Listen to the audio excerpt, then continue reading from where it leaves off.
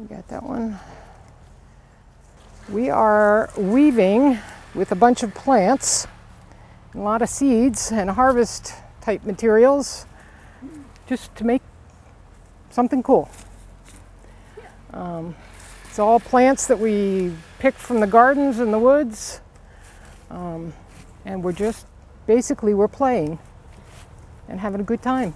Well, I'm from Millinocket, and this is my daughter. She's from the Catskills, from the Hudson Valley in New York, and we meet here so we get to spend a week playing with fiber and walking in the woods and checking out the beach. It's a great time.